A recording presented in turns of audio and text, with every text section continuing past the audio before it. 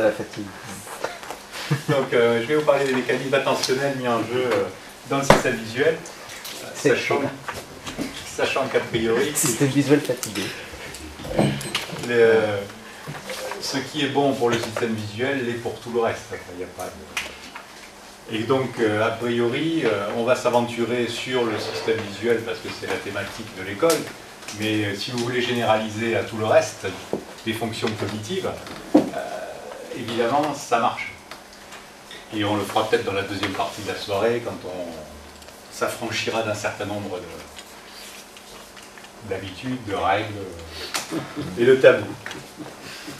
Alors, juste parce que je l'ai écrit et que j'en suis fier, et que c'est tout neuf, peut-être que dans 15 jours ça sera un peu moins neuf, ce qui est là sont les figures en fait des 4 premiers chapitres, et le bouquin il est soit acheté, soit à découvrir en entier et gratuitement.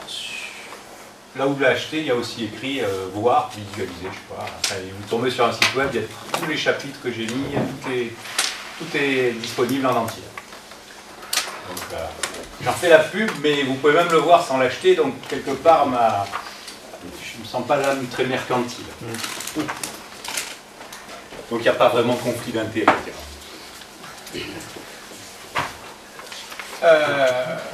Je suis dans un laboratoire de neurosciences à l'Université de Provence, à Marseille.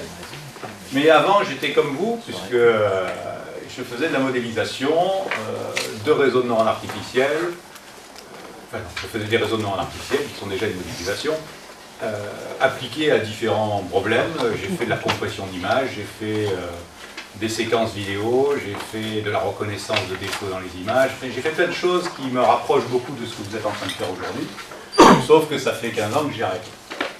J'ai arrêté entre guillemets, c'est-à-dire que officiellement je dépends des neurosciences, mais j'ai surtout arrêté parce que on avait pris l'inspiration biologique pour s'aider à développer des nouveaux modèles, à être un peu plus opérationnel dans les applications, et que j'ai pensé qu'à un certain moment, la modélisation avait atteint un niveau tel qu'on pouvait imaginer renvoyer l'ascenseur dans le domaine des neurosciences, utiliser en fait nos idées, nos principes, nos outils de modélisation et simulation pour faire avancer les connaissances sur le fonctionnement du cerveau. C'est ce qui m'a occupé les 10 dernières années de ma vie. Donc, quelque part, je vais vous parler dans un langage qui n'est pas complètement biologique ou biologiste. Ça ne devrait pas vous surprendre. Ça n'en dit rien. Alors, vous avez évidemment, tout ce qui est écrit au tableau, vous l'avez là. Si je vous l'ai mis dans les diapos, c'est que, a priori, je ne vais pas raconter ce qu'il y a. C'est pas la peine de le lire, vous l'avez. Donc c'est écrit là aussi, mais en tout petit, c'est pas la peine de le lire. C'est à la rigueur moi pour m'aider à me rappeler d'avoir un plan un peu construit. Mais vraisemblablement, je vais le dire d'une autre façon. L'avantage, c'est que si vous me regardez, je vais parler un peu avec les mains, faire des choses qui permettront de mieux comprendre. Et si vous plongez dans la lecture, ben, c'est pas la peine. Vous pouvez, ce soir, vous pouvez tout à fait lire le contenu entier du bouquin sur le web. Donc je vous encourage à regarder, et puis à vous dire que de toute façon vous ne perdez rien, tout est déjà là. On va commencer par le début. Alors ce matin il y avait un orateur qui attaquait en disant, enfin, il était là d'ailleurs, alors j'ai pas la mémoire des noms, on peut travailler sur la mémoire et pas en avoir dans tous les domaines. Il disait j'ai un théorème, et puis ce théorème, à partir du moment où l'axiome de base vous y adhérez, tout le reste découle et il n'y a rien d'autre à démontrer. Enfin, tout s'enchaîne, la démonstration, elle est straightforward, elle découle et puis il n'y a rien d'autre à ajouter à partir du moment où vous adhérez à l'axiome de base. J'ai moi aussi quelques axiomes qui sont a priori sur l'organisation du monde, on va voir un petit peu, le monde réel. Et puis tout le reste, ben, ça découle de là. Il y a un peu de génétique, mais enfin la génétique va nous aider à comprendre un petit peu l'architecture du cortex. On va rester au niveau du cortex parce que la cognition, donc en fait ce qui quelque part nous sépare de l'animal, nos capacités à lire, à parler, à planifier le futur, mais assez lointain dans le temps, tout ça sont ce qui on appelle la partie cognitive de l'individu, et ce Ce qui nous sépare de l'animal, c'est la taille un petit peu proportionnelle du cortex par rapport au reste du cerveau. Et c'est vrai que le cortex et la cognition sont très liés. Alors je ne dis pas qu'il n'y a pas d'autres parties du cerveau qui existent, des hormones qui circulent, et plein d'autres choses. Mais on va rester à un niveau de modélisation, et donc je ne m'intéresserai qu'au niveau cortical. Donc là j'ai une petite théorie à vous proposer, qu'on verra. On verra comment en fait l'apprentissage qui a lieu sur les réseaux de neurones biologiques permet en fait l'organisation, l'émergence d'une certaine organisation, et que cette émergence permet après d'obtenir des structures fonctionnelles qui répondent à tout ce qu'on a vu jusqu'à présent. Parce qu'on n'a pas abordé la question du génétique ou de l'appris sur les modèles qu'on vous a proposés. Si c'est génétique, c'est sacrément précis.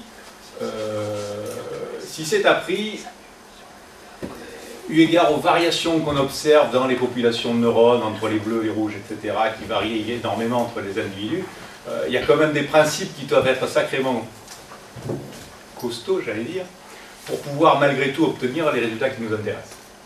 Et on verra qu'effectivement l'apprentissage qui est là est un apprentissage on ne peut plus basique, qui n'a rien de compliqué, il ne faut pas aller chercher la 3e décimale pour que ça fonctionne, et c'est bien pour ça que ça marche chez tout le monde. On verra avant d'attaquer ce qu'est l'attention, comment est-ce qu'on construit des comportements, on se comporte à longueur de temps, ces comportements-là sont créés automatiquement. Comment est-ce qu'ils sont créés? Ils sont créés par rapport à un but qu'on poursuit. Comment est-ce que ce but est encodé et comment est-ce que la poursuite ou la recherche de ce but-là génère ou engendre une succession d'actions qu'on appelle, nous, des comportements. Alors, comportement motivé, c'est peut-être... y a-t-il des comportements non motivés? Je ne sais pas. Mais bon, ça me plaît d'insister sur les comportements motivés. On verra ce qu'est l'attention endogène et exogène. L'attention endogène, c'est cette capacité où on est capable de faire attention à quelque chose qui va se passer. Si vous me dites que quelqu'un est en train d'arriver, je vais tendre mon attention vers cette personne qui devrait arriver et je serai beaucoup plus rapide, beaucoup plus précis lorsqu'il arrivera pour savoir ce qu'il veut et qu'est-ce qu'on fait. L'attention exogène, c'est celle qui vient du monde extérieur. Il y a un bruit qui se passe, quoi qu'il en soit, s'il est suffisamment fort, tout le monde va l'entendre, alors même que plein d'autres choses qui se passent en ce moment, vous ne vous en rendez pas compte et moi non plus. Parce qu'elles sont dans une certaine moyenne, elles sont prévisibles et à partir de là, elles deviennent invisibles. Et on verra en fait comment ces deux attentions collaborent au niveau dynamique pour générer en fait une certaine reconnaissance et faire émerger une certaine signification. Voilà, ça c'est le plan. Alors le monde réel, il est continu, cohérent et multidimensionnel. Continu à l'échelle de l'individu. Donc je ne parle pas au niveau quantique, je suis à l'échelle entre 1 mm et 100 km. À cette échelle-là, ce qu'on voit, ce qu'on fait est continu. C'est-à-dire que vous pouvez réduire l'échelle de temps, la durée de l'intervalle autant que vous voulez. Les choses qui avaient lieu et qui étaient en train de se déplacent. Il y en a de moins en moins qui vont se déplacer. Si je bouge le bras, bon, ben, je réduis l'échelle de temps, vous voyez qu'il se déplace un tout petit peu. Certaines choses n'ont pas bougé, mais il n'y a pas de discontinuité. Si vous voyez arriver quelqu'un qui avance dans la pièce, et ben, chaque instant il va grandir un petit peu dans ma rétine, le reste ne va pas vraiment beaucoup changer, et tout ceci est continu, c'est-à-dire qu'il ne va pas se mettre à reculer instantanément ou à sauter d'une échelle à une autre. Donc tout ceci, c'est continu, c'est ce que moi j'appelle continu. Cohérent. Cohérent signifie qu'en fait, les choses se répètent. La personne qui vient vers moi, elle grandit sur ma rétine, et toutes les personnes que j'ai vues depuis le premier jour jusqu'à aujourd'hui, à chaque fois qu'elles ont avancé, elles ont grandi sur ma rétine. Ça, c'est une certaine cohérence, et ça se passe comme ça, et ça se répète comme ça. D'accord? C'est important, parce qu'on verra que les phénomènes d'apprentissage sont basés sur la répétition. Et si la répétition génère des choses qui ne sont pas cohérentes, c'est-à-dire des choses, à ce moment-là, on est incapable d'apprendre quelque chose. A l'inverse, dès que les choses sont cohérentes, alors on extrait facilement des régularités de l'environnement, Et ces régularités-là, on va voir qu'elles organisent en fait des cartes corticales et que cette organisation-là permet plein de choses. Multidimensionnel, alors bon, comme c'est un ouvrage destiné au grand public, vous êtes convaincu et vous savez exactement ce que ça veut dire. Il y a 3 dimensions cartésiennes, on rajoute le temps si on a envie, et puis quand on parle des couleurs, il faut rajouter quelques dimensions supplémentaires pour les 3 couleurs de base. Si on parle encore des odeurs, il faut rajouter quelques dimensions supplémentaires pour les odeurs, les goûts, etc. Ce qui nous fait en fait des espaces à très grande dimension lorsqu'il s'agit juste de coder ou de repérer une situation. À une situation donnée, là, maintenant, présentement, il y a une certaine température dans la pièce, il y a un volume sonore, il y a des couleurs, il y a... Tout ceci fait partie de l'environnement, de la situation telle que vous la percevez. Alors, si on s'amuse à représenter les différentes dimensions qui sont ici, alors je ne sais pas si vous voyez le spot laser, parce que moi, quand je suis au fond, je ne le vois pas. Si, ouais, c'est moi qui ai une mauvaise vue, là. Donc il y a différentes dimensions, j'ai mis les couleurs, les formes, les odeurs, les sons et les températures, plus quelques coordonnées cartésiennes. Et ce qu'il faut noter, c'est que ce que je vis ou ce que j'ai vécu n'est pas réparti de manière uniforme dans l'espace. Je n'ai pas eu droit à toutes les températures que je pourrais connaître dans ma vie. Je suis encore jamais allé en Antarctique, donc je n'ai pas vécu les moins 40. Par contre, je suis allé en Islande, et donc en Islande, il y a des odeurs particulières qu'on trouve nulle part ailleurs. Et tout le temps où j'étais en Islande, quand j'ouvrais un robinet d'eau chaude, eh ben, ça sent le soufre. Ceux qui sont allés le savent, s'ils ne sont pas allés, je vous préviens, on prend des bains d'eau chaude qui sentent le soufre. On se lave les mains au soufre. Donc en fait, les situations qu'on va vivre dans notre vie ne sont pas réparties au hasard, elles sont réparties dans certaines régions, et évidemment l'aspect continu du monde fait qu'entre 2 situations qui sont séparées de pas grand-chose, eh bien, elles sont très proches dans cet espace de représentation, et puis tout un voyage qui dure 15 jours en Islande va finalement se retrouver quand même quelque part, ou dans quelques endroits, mais ne va pas couvrir trop largement l'ensemble. Alors, on peut même essayer de s'amuser à construire une espèce de calcul qui serait combien est-ce que de situations on estime vivre pendant une vie. Mettons qu'on vive 10 situations par seconde et qu'on vive 100 ans. Si mes souvenirs sont exacts, ça nous fait 10 puissance 14 au hasard. Situation. Si vous admettez qu'il y a 10 valeurs pour les couleurs, 10 valeurs pour les odeurs, 10 valeurs pour les sons, 10 valeurs pour les températures, 100 en X, 100 en Y, 100 en Z, là, on obtient rapidement quelque chose qui fait 10 puissance 20, 10 puissance 30. Hein, donc, malgré que vous ayez vécu 10 puissance 14 situations, sur l'ensemble des possibles, vous en avez vécu vraiment très peu. Hein, donc, on peut imaginer facilement que les situations vécues ne représentent qu'une sur 1 milliard de celles que vous pourriez vivre. Ce qui signifie aussi que cet espace est particulièrement vide. Alors on a vu des matrices qui avaient l'air assez vides, ça a plein d'intérêt. Dans le domaine des situations, c'est pareil. Lorsque les situations du monde en fait échantillonnent, celles que nous vivons individuellement échantillonnent un espace des possibles, de telle manière qu'en fait cet espace est très vide, ce qui va nous intéresser, c'est où se trouvent les situations qu'on a vécues et pas le reste. Et donc il ne s'agit pas de quelque part représenter l'espace, parce qu'on va trouver pas grand-chose, mais de représenter les données dans lesquelles nous avons vécu, qui elles sont effectivement la quantité, l'information dont on a, l'information utile. Alors là-haut j'ai dessiné, ça c'est... Ici, là, il y a une petite trajectoire. On voit en fait une situation l'adaptée, une situation l'adaptée plus 1, et on voit que, ben, a priori, il y a une flèche, ce qui signifie qu'il y a de bonnes raisons de penser, s'il y a une certaine continuité et cohérence dans le monde, que la situation l'adaptée plus 2 sera au bout de la flèche. Hein, donc on peut voir des trajectoires dans un espace multidimensionnel comme étant des moments de vie parmi les situations vécues. Alors évidemment, je ne vous montre pas ça gratuitement. Un jour ou l'autre, c'est-à-dire dans quelques minutes, on va les retrouver sur le cortex et on verra là aussi des trajectoires. Là, on a en fait le temps qui apparaît sous la forme d'une trajectoire. au niveau du cortex, on verra de la même manière apparaître des trajectoires, et on aura une transformation en fait du temps en quelque chose de spatial. Et ça, c'est la grande solution trouvée par la nature pour nous permettre de gérer le temps, parce que ça c'est compliqué, et quand il est représenté spatialement, c'est beaucoup plus simple. Alors, comment est-ce qu'on va, quelque part, s'intéresser à la topologie de l'espace qui contient nos situations, notre vécu? Alors, si on s'intéresse, si on prend des distances qu'on estime euclidiennes ou autres, ça va être très bizarre. D'abord parce que l'euclidien, ça marche bien en x, y, z, mais quand il s'agit des odeurs ou autres, ça devient beaucoup plus bizarre. Et une façon de faire, c'est de compter en fait les données, donc les situations vécues, qui séparent deux situations qu'on voudrait mesurer. Si je veux savoir si deux situations que j'ai vécues sont proches ou lointaines, je n'ai qu'à compter le nombre de situations intermédiaires. S'il y en a très peu, ben, je peux estimer qu'elles sont proches.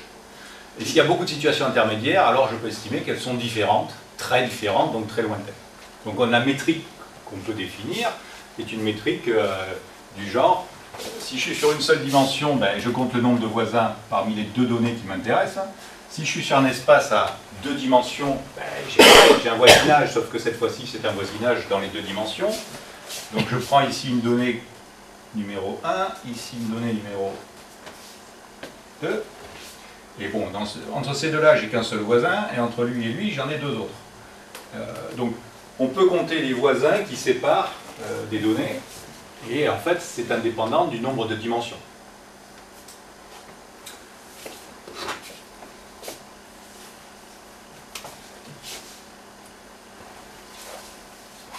Donc déjà j'en ai fini avec le monde réel.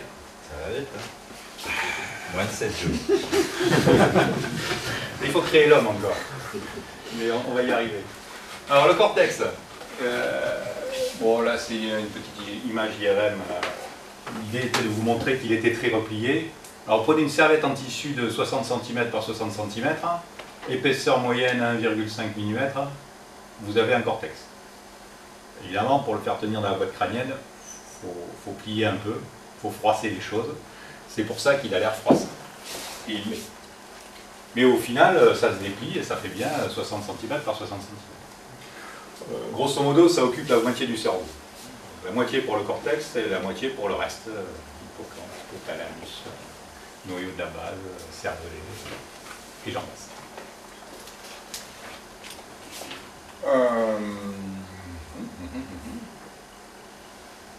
Alors, ce cortex, qui est modélisé ici, enfin représenté ici, en fait, est construit de cartes qu'on appelle des cartes corticales, qui sont des cartes fonctionnelles. On les appelle des cartes parce qu'elles vont représenter des données, et que cette représentation, ben, on trouvera des trajectoires, on trouvera des chemins, on trouvera des distances, donc il y a une notion effectivement de topologie. Et on parle de cartes avec un S parce que ben, il y a des cartes. Les cartes sont identifiables par rapport à leur fonction. Certaines cartes sont utilisées pour mémoriser les noms, d'autres pour les visages, d'autres pour les couleurs, d'autres pour les formes, d'autres pour les mots, tout ce que vous pouvez imaginer et quelque part catégorisé dans votre esprit appartient vraisemblablement à une carte particulière. Le cortex ne s'amuse pas à mélanger les mots et les couleurs, etc. Ce sont vraiment des cartes qui vont adresser une modalité, et dans la modalité, elles vont encore segmenter les choses si elles doivent l'être. Alors, je vous ai dessiné ici des colonnes. Alors ça, c'est pas les hypercolonnes, c'est les colonnes. Ah ben, elles sont là. Donc vous les avez déjà vues plusieurs fois aujourd'hui. Une hypercolonne, ça serait tout ceci. Là, vous avez les colonnes d'orientation, l'œil droit et l'œil gauche. Hein. À chaque fois, c'est... seule chose qui m'intéresse, en fait, et pourquoi je l'ai représenté ici, d'abord parce que c'est un peu visuel, malgré tout, mais surtout parce que on a la preuve évidente que l'unité de calcul au niveau du cortex n'est certainement pas le neurone. dans une colonne ici, il y a 1 millier de microcolonnes. Une microcolonne, ça fait 110 neurones. Ça peut faire 111 ou 109. Mais en fait, on voit l'unité fonctionnelle de base semble être la microcolonne qui contient 110 neurones. Vous en mettez 1 millier, un peu plus, 1100 ensemble, vous obtenez en fait ce qu'on appelle une colonne. Cette colonne, c'est celles qui sont représentées ici avec une orientation. Cette orientation, en fait, elle est partagée quelque part par tous les neurones de la colonne. J'y vais vite. Ce qui signifie que, grosso modo, vous avez donc 110 fois 1000, 110 000 neurones à chaque fois, mais qui ont un comportement qui est cohérent. Et puis, bon, en vous déplaçant légèrement, vous pouvez enregistrer d'autres neurones qui appartiennent à une autre colonne, et vous voyez effectivement une orientation qui a changé, et donc une fonctionnalité qui a évolué. Alors, ce qu'il faut voir aussi, c'est que vous avez une certaine... Au niveau d'un voisinage, vous avez une certaine continuité. On ne s'amuse pas à changer d'une orientation à l'autre, c'est vraiment une évolution dans le bon sens, avec le minimum quelque part de discontinuité, sachant quand même qu'il faut faire le tour du cadran et qu'on n'a pas une place infinie.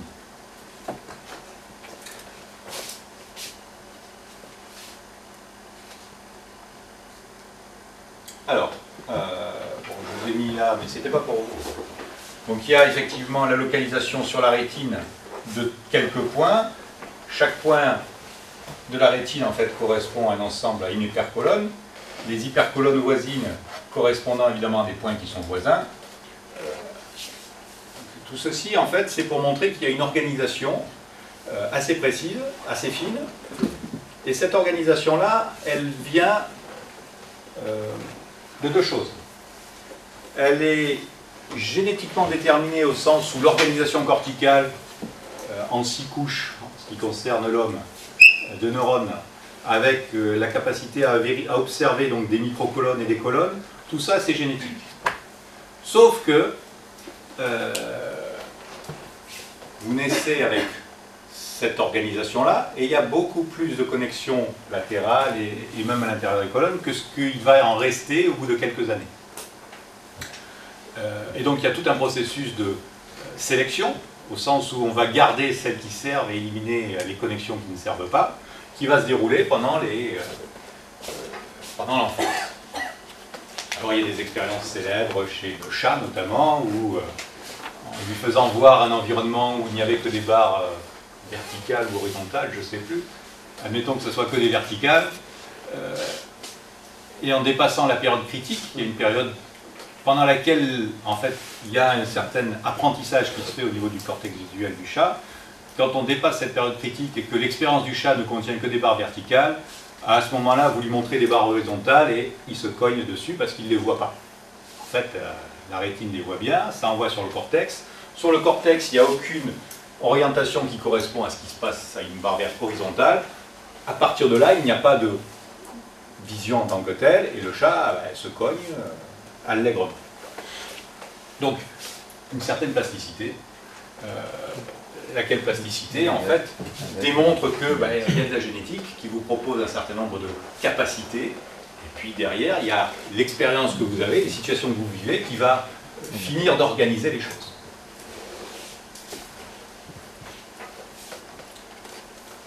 Ah, il faut une correction. Là, vous avez des erreurs. Vous verrez, en fait j'ai coupé le... Ça c'est le dessin historique de Penfield. Ça s'appelle l'homoncule de Penfield. C'est un neurochirurgien canadien des années 50 qui a profité des opérations qu'il menait, qu'il avait découvert en fait, il opérait les patients épileptiques et à cette occasion-là il en profitait pour enregistrer un petit peu à travers des stimulations directes du cortex, stimulation électrique, ce que le patient racontait, voyait, sentait. Et il a découvert à cette occasion que sur une partie du cortex, il y a une représentation du corps qui fait que chaque morceau de notre peau est quelque part représenté sur notre cortex, que la taille de la représentation sur le cortex va dépendre de la densité de capteurs, et donc les pouces qui sont particulièrement sensibles ici vont avoir une grande représentation comparativement au dos, Le dos n'est pas très précis, et si on vous dessine dans le dos quelque chose, il faut prendre tout le dos pour faire une lettre. Alors que si on la dessine dans le pouce, un quart du pouce, avec une pointe d'aiguille, vous arrivez à déterminer pas mal de choses. Ce qui veut dire qu'au niveau du cortex, la taille du pouce est 4 fois supérieure à la taille du dos, en termes de représentation. Et ça, c'est sa représentation telle qu'il l'a dessinée. Alors elle est un peu fausse, mais surtout, il y avait deux hémisphères. Dans un hémisphère, il a mis la partie sensorielle, et dans l'autre, il y a les parties motrices. Elles existent des deux côtés. Et puis j'ai récupéré directement comme j'avais récupéré la figure, j'ai récupéré la légende, puisque c'est tombé dans le domaine public, puisqu'on a dépassé les 50 ans. Et j'ai laissé des bêtises ici, là, où vous allez voir qu'il y a une latéralisation des hémisphères sensoriels et moteurs qui n'a pas lieu d'être. Bon, après, pour la petite histoire, vous verrez que les organes génitaux, où est-ce qu'il les a foutus? Non, mais si c'est le cortex moteur, il n'y en a pas. Ah non, mais on est sensoriel. C'est pas où il les a mis. Ouais, il les avait mis par ici, je crois. Voilà, ouais. C'est n'importe quoi. À l'époque, évidemment, le sexe était quelque chose qu'on ne pouvait pas. Donc, le sexe était évidemment au bon endroit, c'est-à-dire en haut du pouce. Il n'y a pas de souci. Il s'est trompé sur les lèvres. Les lèvres sont bien au milieu de la face, sauf que les lèvres sont en contact avec le pouce. C'est-à-dire qu'en fait, vous devez prendre les lèvres et les mettre en haut et la face derrière qui suit. Alors, il y a effectivement la face qui est séparée du reste du corps, mais le point de jonction de la face, c'est au niveau des lèvres et du pouce. De là à penser que tous les enfants qui sucent leur pouce sont en train de, quelque part, organiser leur homoncule sensoriel par rapport à cette stimulation, oui, pourquoi pas. De toute façon, il fallait bien qu'à un moment, on passe de l'un à l'autre. Bon, après, ici, vous avez effectivement tout ce qui est viscères et autres. Donc ça, c'est une représentation. Et ce qui est important, donc, c'est ce que je disais, la représentation au niveau du cortex de notre corps va respecter la densité des capteurs. La densité des capteurs, quelque part, est représentative du nombre de situations ou d'événements qui vont être envoyés depuis une certaine région du corps sur le cortex. Si vous avez beaucoup de capteurs, vous allez envoyer une information qui va comporter d'éléments. Si vous avez peu de capteurs, eh bien, vous enverrez une information très pauvre, il y aura peu d'éléments. À partir de là, le cortex, lui, va s'organiser par rapport au nombre d'informations qu'il reçoit, et il va consacrer une surface, et donc un nombre de neurones plus ou moins grand, en fonction du nombre d'informations qui lui parviennent. Si vous repartez dans le petit schéma où il y avait un voyage en Islande et puis d'autres événements de ma vie, vous voyez que les zones où il y a effectivement de l'information correspondent à des zones où les capteurs sont nombreux, puisqu'il y a beaucoup d'informations. Les zones où il ne se passe pas grand-chose parce que j'y suis pas encore allé, il n'y a pas d'information. Et vraisemblablement au niveau du cortex, les zones où il y a de l'information vont être codées. Plus il y a d'informations, plus ça va occuper de surface. Moins ou peu il y a d'informations, aucune surface ne correspondra, etc. Donc en fait, on va avoir une projection de l'espace du monde réel, donc de l'espace des situations vécues, sur le cortex, laquelle projection va respecter la densité de probabilité d'apparition des exemples ou des situations vécues. Je vous ferai remarquer ici qu'on a une certaine continuité dans la représentation. Les doigts de pied suivent la cheville, qui suit la cuisse, qui suit le tronc, qui suit le bras, l'avant-bras, la main, et on passe sur tous les doigts les uns après les autres jusqu'à arriver au pouce. Il y a une continuité dans la représentation corticale, qui quelque part correspond à la continuité de la représentation du corps. Donc des choses qui sont voisines sur le corps se retrouvent voisines sur le cortex, des choses qui sont éloignées au niveau du corps se retrouvent éloignées au niveau du cortex.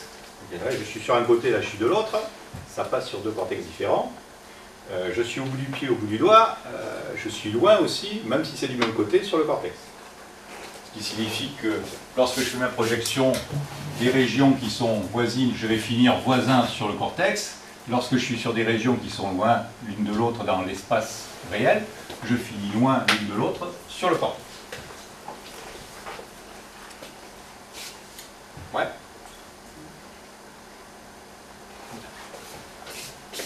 Alors oui, là c'est un petit peu de... Bon, je ne suis pas un très bon dessinateur, alors j'en avais marre de dessiner des colonnes. Et donc, je ne suis pas le seul, hein. Tous ceux qui font ça en ont marre de dessiner les colonnes. Donc au bout d'un moment, ils remplacent les colonnes par des points au niveau du centre de la colonne. Mais comme ce qui est important en fait, c'est pas la colonne, mais la notion de voisinage, c'est qui est voisin de qui. À ce moment-là, on préfère tracer les voisinages. Et donc on a des traits qui donnent en fait les grandes orientations de voisinage. Et à chaque intersection, on a la colonne qui correspond, qui est là. Hein, donc vous voyez à chaque intersection, vous voyez en fait une colonne. Et à deux intersections voisines correspondent deux colonnes qui sont voisines. Donc à partir de maintenant, le cortex va ressembler à une grille. C'est normal.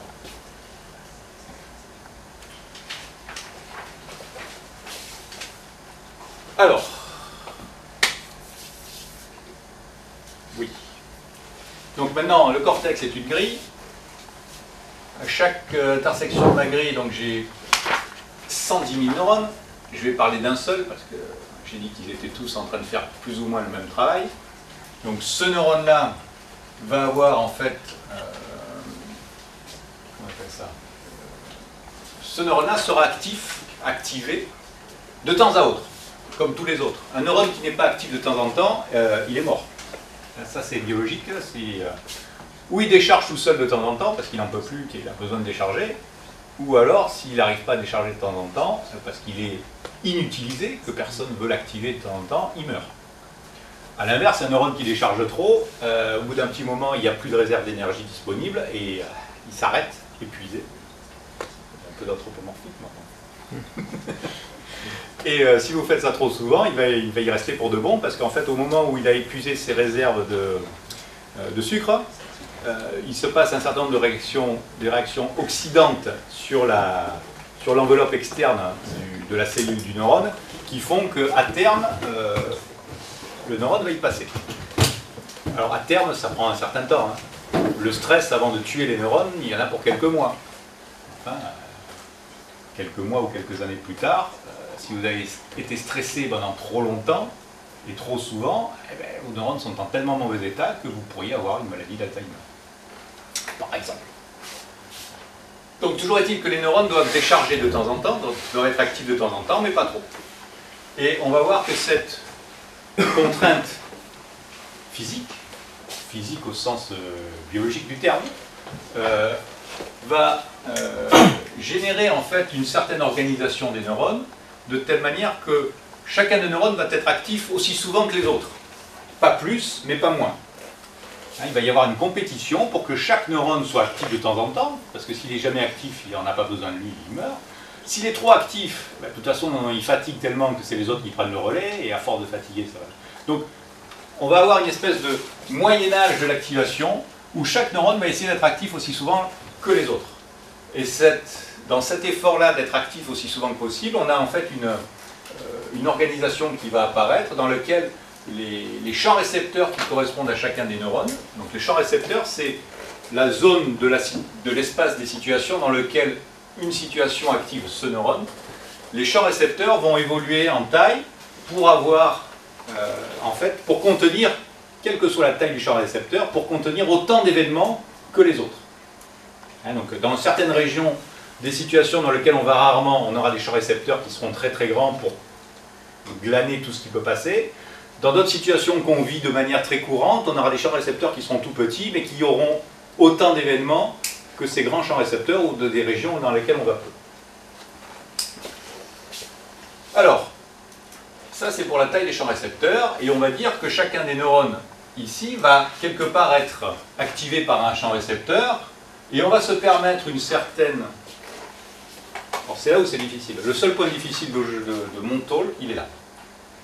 On va se permettre de quelque part de représenter les neurones du cortex, non pas dans le cortex bien alignés sur leur sur le tissu cortical, mais au contraire de les représenter au niveau du champ récepteur qu'ils représentent. Enfin, au niveau du champ récepteur qui active chacun d'entre eux. Hein, donc ce neurone-là qui était actif pour ce champ récepteur ici, je le mets, vous voyez, j'ai pris le réseau de neurones qui était là, et en fait je l'ai étiré, étendu, de telle manière que chacun des neurones maintenant de mon réseau de neurones soit au centre du champ récepteur qui l'active. Donc j'avais des événements ici qui correspondaient à une certaine région qui était là, cette région vient ici. J'avais quelques neurones là-haut qui sont là. Donc en fait, le cortex n'a pas changé de place, les neurones n'ont pas bougé. Par contre, la représentation que je viens d'en faire, c'est que j'ai mis les neurones au cœur de leur champ récepteur dans l'espace d'entrée, dans l'espace des situations. Ok ? Alors, c'est une représentation, mais elle est malgré tout exacte. C'est-à-dire que lorsque je suis dans l'espace des situations vécues et que la situation que je suis en train de vivre est ici, alors c'est bien le neurone qui est là-dessous sur mon cortex à cet endroit-là qui est actif. Et puis si jamais je vis une situation légèrement différente dans quelques secondes, c'est celle d'à côté, etc. Donc il y a vraiment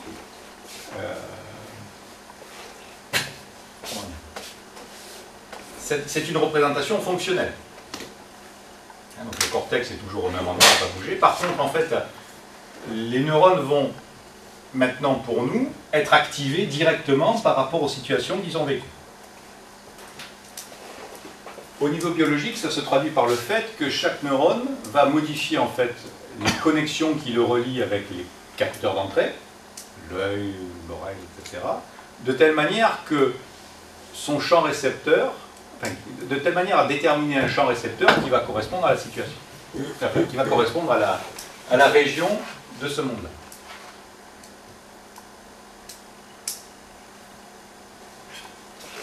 Alors, est-ce que cette partie qui est la plus difficile de toutes vous pose un souci ou pas?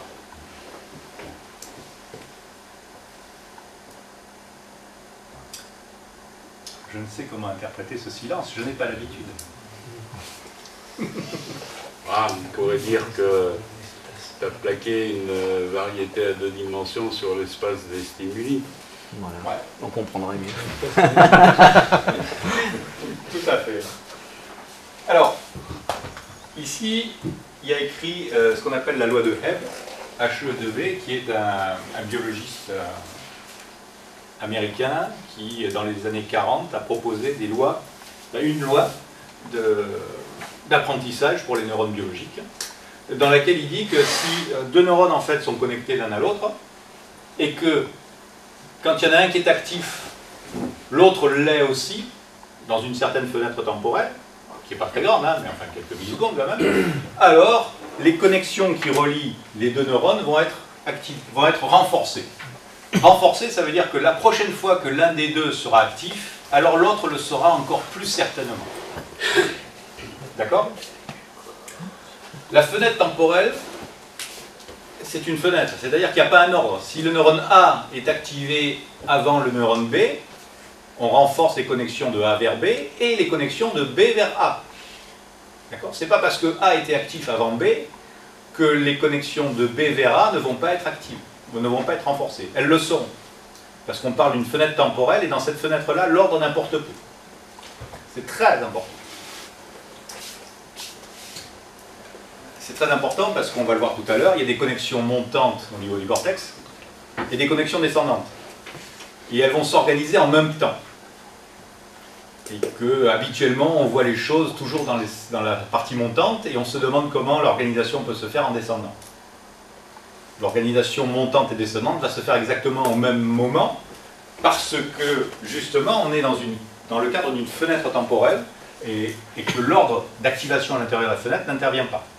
Il n'intervient pas parce qu'en fait, pour des processus biochimiques qui ont lieu au niveau des cellules, quelques millisecondes d'avant ou d'après, ça a changé le milieu et ce changement de milieu a fait qu'on modifie les connexions se modifient automatiquement.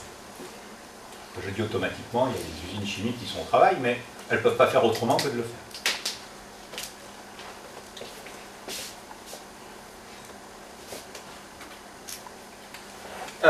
là on arrive à la partie un petit peu... On a vu le cortex, on a vu comment en fait les neurones du cortex s'organisent pour quelque part représenter les données. Et maintenant, la partie un peu théorique, c'est comment est-ce que cette organisation se fait pour que nous arrivions à montrer des comportements, des choses qu'on appelle cognitives. Alors là, il y a une certaine organisation qui doit avoir lieu, et c'est ça qu'on va voir. Cette organisation, en fait, c'est une structuration donc, des cartes corticales de telle manière que l'information va être représentée de manière de plus en plus fine et de plus en plus... et qu'on va extraire en fait des régularités du monde qui nous parviennent, des régularités de plus en plus évasives, de plus en plus difficiles à détecter. On commence par le début. On a une carte ici. Sur cette carte-là, j'ai par exemple représenté les couleurs. Et j'ai dit que, alors, on n'est pas forcément dans V1. On n'est pas en train de montrer un modèle biologiquement plausible de l'organisation des couleurs, etc. On est en train de montrer comment des cartes, en s'empilant, font un certain travail, comment des cartes qui sont deux et une troisième ici réussissent à faire de la fusion de données. On montre des principes. D'accord? Donc, j'ai pris des principes dans le monde des couleurs parce que pour le public, c'est parlant. Mais c'est pas comme ça que ça se passe. Donc là, j'ai mis une couleur rouge ici. Comme le rouge et le bleu, ça doit être du bleu, non, le vert. Le rouge et le vert ne sont pas exactement la même couleur. Ils sont séparés par un no man's land. En termes de rouge ou de bleu, ça doit être la couleur interne. Et sur cette carte-là, donc en fait, selon ce qui est vu, on va activer du rouge ou du vert, pardon.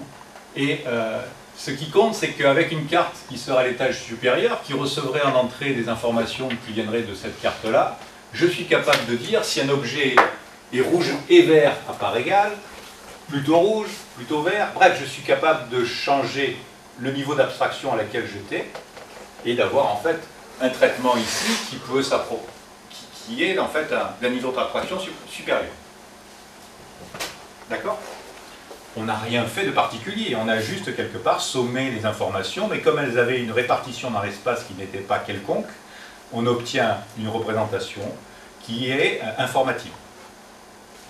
Alors bien évidemment, j'ai pu construire ma carte des couleurs parce que j'ai vécu dans un univers où il y avait des couleurs, du rouge et du vert, et que si j'avais été élevé que dans la jungle, le rouge aurait peut-être pas fait partie de mes expériences, mais je serais devenu un spécialiste du vert, donc j'aurais le vert sombre ici, le vert clair là, et le vert vert un peu ailleurs. De la même qu'au-dessus, si je n'ai jamais vu d'objet rouge et vert à part égale, ce neurone ici qui est censé coder ce genre d'information n'existerait pas. Mais j'aurais d'autres neurones ailleurs qui coderaient, même à cet endroit-là, mais qui coderaient pour d'autres types d'informations qui ont fait partie de mon vécu.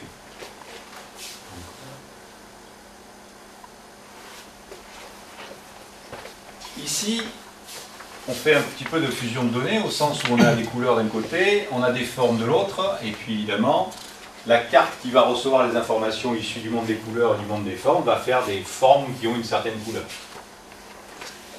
On a fusionné des données, enfin on parle de fusion de données au sens où les modalités sont différentes, hein, la couleur et la forme, a priori, appartient à des modalités différentes, et on s'aperçoit que pour des cartes corticales, à partir du moment où c'est la notion de localisation dans la carte qui est représentative de l'information, donc on a une approche localisationniste des choses, la fusion de données ne présente aucun problème. D'accord? On marie avec une facilité déconcertante la forme et la couleur, puis on a labellisé ce neurone-là comme étant quelque part représentatif d'une situation où on aurait en entrée un triangle rouge, et cette région-là, une situation où il y aurait un rond bleu en entrée. C'est la solution du binding. Ouais. Mais bon, quand on est sur des cartes et qu'on parle de localisation, ça devient naturel, il n'y a pas de souci. Quand on est en dehors de ce genre de solution, la fusion de données pose des problèmes parce que les espaces ne sont pas les mêmes, les dimensions ne sont pas les mêmes, et on ne sait pas comment les combiner, et puis, ça devient terrible. Alors là, c'est un... Vous avez peut-être vu... on en a un petit morceau en introduction des proceedings de cette école, sauf qu'il est bien plus vaste par ici et par là, je crois qu'on en a rajouté plein. C'est un exemple en fait pour vous montrer. Alors il est faux, j'ai oublié l'œil là. Ici, là, il faut écrire œil.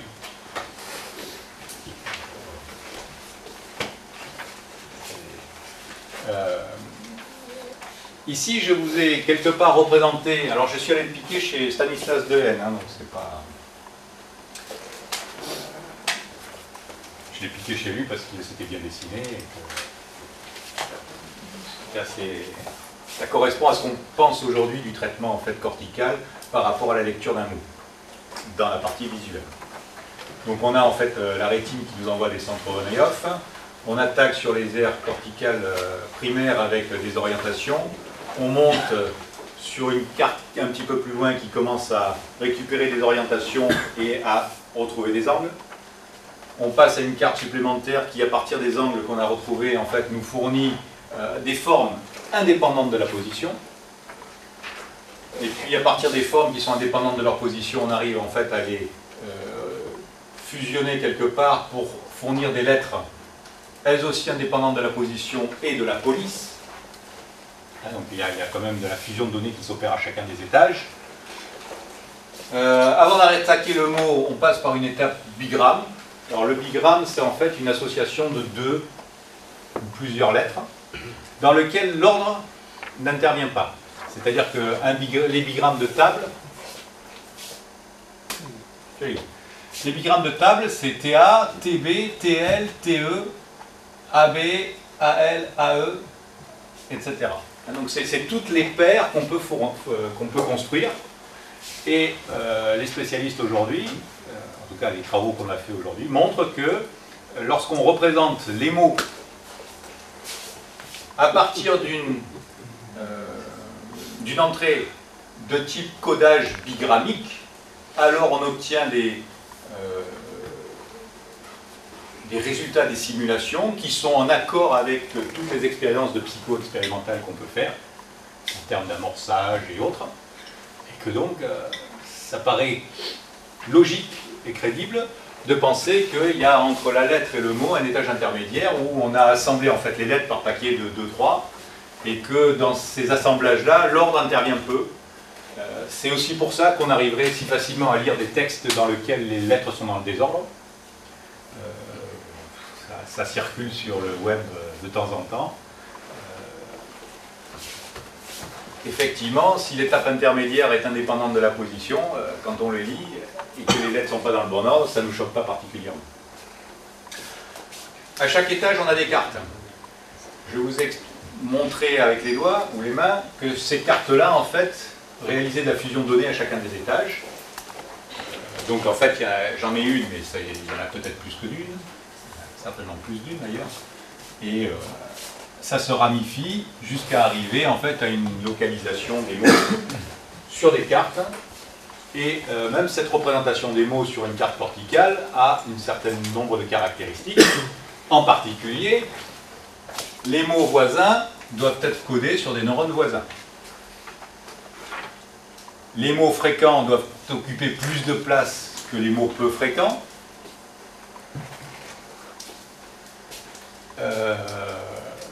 Sachant que la notion de voisinage est déterminée d'après leur représentation sous forme de bigramme, et non pas d'après leur représentation lettre à lettre. Donc il peut y avoir des voisins parce qu'ils ont des bigrammes qui se ressemblent, qui au final donnent des mots qui sont très différents parce que les lettres sont exactement pas dans le même ordre. Ok ? Alors, ce qui est important de voir,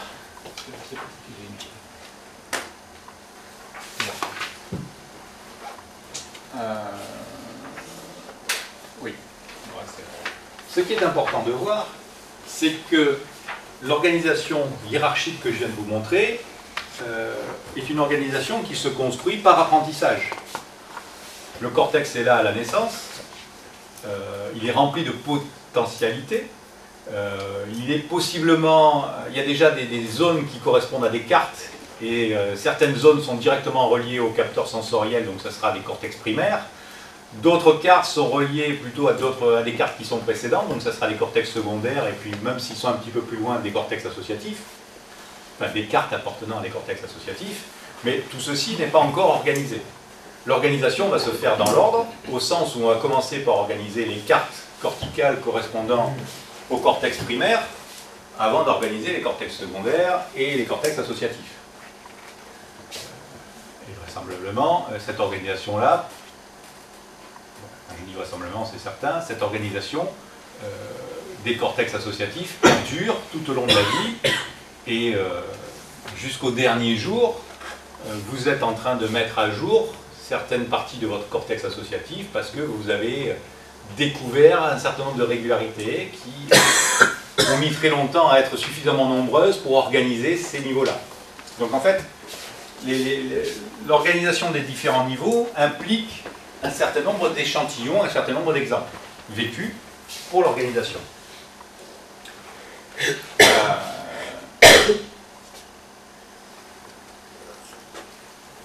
Alors, c'est juste après. Juste en passant, donc la notion en fait de concept. Un concept, donc c'est une entité qui n'existe pas, par définition, mais qui a un certain nombre de représentations dans un certain nombre de domaines, ou de dimensions. Donc le concept de arbre, ça peut être un arbre précis, un cerisier, ça peut être associé à une odeur, à un toucher, à une certaine écriture, mais en même temps le concept de arbre, selon les individus, est associé peut-être à la personne qui lui a parlé de arbre, peut-être à une certaine vision des choses. Moi, quand on me dit arbre, je vois un cerisier, mais je suis certain que d'autres voient d'autres arbres à la place. Donc, ce qui compte au niveau d'un concept, c'est que dans une certaine région, qu'on peut imaginer être une carte corticale d'un niveau supérieur par rapport à toutes les autres, on a en fait une activation qui va se permettre d'être activée par n'importe laquelle des activations sous-jacentes, et à partir de là, de renvoyer une activation dans toutes les autres. Donc je peux voir un arbre, automatiquement j'ai ma carte corticale des concepts avec arbre qui s'allume, et à partir de là, je sens déjà l'arbre. Il est pourtant là-bas, et puis je le touche aussi, pratiquement. D'accord? Donc tout ceci fait partie de mon expérience, vécue à partir du moment où, effectivement, mon concept est allumé. En passant, donc les concepts sont au dernier niveau, puisqu'il a fallu organiser le reste avant. Donc on est effectivement frontal. En passant, si mon arbre à moi, c'est un cerisier, et qu'il a une certaine odeur et un certain toucher, et que ce n'est pas la même chose pour vous, lorsque je parle d'arbre, et que vous comprenez pas ce que j'ai l'impression de, pas ce que je crois dire, c'est normal. Hein, la sémantique des concepts est individuelle. Si la sémantique n'est pas universelle, alors il devient normal que dans la communication, on ne se comprenne pas souvent. Ah, c'est bientôt fini? Bientôt. Bon. Oui, Eh bien, il en restera pour après le dîner, rassurez-vous. le concept. Comme il me reste 2 minutes. Voilà, ouais. Alors, on parlait de concept, on parlait d'organisation en fait hiérarchique, et je vous ai montré sur les mots que on partait d'abord des contrastes pour passer au niveau des angles, des formes, des lettres, des bigrammes et des mots. Vous ne pouvez pas faire autrement. Si vous manquez un étage, ça va être difficile pour sauter l'étage en question. Et, alors, pour ceux qui l'ont connu, il y a une méthode d'apprentissage qu'on appelait l'apprentissage méthode globale, où il s'agissait de faire découvrir aux enfants qu'il y avait un certain nombre de régularités dans l'organisation des mots du français, à savoir que les mots s'assemblaient en syllabes, que les mots appartenaient parfois à des familles et qu'il suffisait d'ajouter un S ou autre pour faire le pluriel. Bref, on leur disait rien de tout ça. Et on s'aperçoit à la fin que c'est des gens qui n'ont pas d'orthographe, hein, qui ont du mal à lire, qui ont des grandes difficultés à écrire. En fait, en termes de lecture, ils ne sont pas bons. Alors pourquoi? Parce que en même temps que les choses s'organisent ou s'auto-organisent, ce qu'on pouvait croire être de l'auto-organisation pure, il y a malgré tout en fait une certaine supervision qui vient aider certains niveaux. Et quand on vous montre les lettres, on vous montre les lettres, on ne vous montre pas des assemblages de 2 lettres et demie, où on ne vous laisse pas deviner si les lettres c'est 1, 2, si le point appartient oui ou pas. Et donc cette supervision en fait, qui était absente au niveau des lettres et des syllabes, rendait l'organisation ou l'auto-organisation des cartes corticales correspondant à ces niveaux-là très difficile. Et à partir d'une auto-organisation mal foutue, il n'y a pas de miracle, ce qui émerge au final est un peu bancal. Alors, le problème c'est que ça ne se répare pas. On a vu une représentation dans laquelle vous aviez une carte corticale qui faisait comme ça, là. La première, elle passait par, elle finissait quelque part au voyage en Islande, en passant par je ne sais pas où. Ok? Donc elle s'était dépliée de cette manière-là. Une fois qu'une carte est un petit peu dépliée, après vous pouvez la modifier légèrement, mais sa forme est déjà dépliée. Si vous prenez une carte et que vous amusez à la vriller, en même temps que vous la dépliez, elle est vrillée. Quand elle est vrillée, ça veut dire que des choses qui sont voisines sur la carte ne sont pas voisines dans l'espace qu'elle représente. Et donc vous avez par exemple des choses qui sont voisines dans l'espace, qui sont pratiquement la même chose, qui au niveau de la carte sont sur 2 points très éloignés. Donc pour l'individu en question, ces choses-là ne sont pas voisines. Et ainsi, inversement, des choses qui sont très différentes au niveau qui sont considérées par le cerveau en question comme étant presque la même chose. Donc la généralisation va se faire. Et bien, quand c'est déplié et qu'il y a ce qu'on appelle en fait une aile de papillon, on ne sait pas comment faire pour remettre les choses dans l'ordre. Il faudrait effacer ce qui a été appris et recommencer l'apprentissage. Je ne sais pas. C'est une question. Peut-être qu'on trouvera un jour des méthodes, mais ça veut dire effacer la mémoire de certaines personnes à certains endroits pour remettre ce qu'on veut. C'est difficile. Bon, et bien on continue.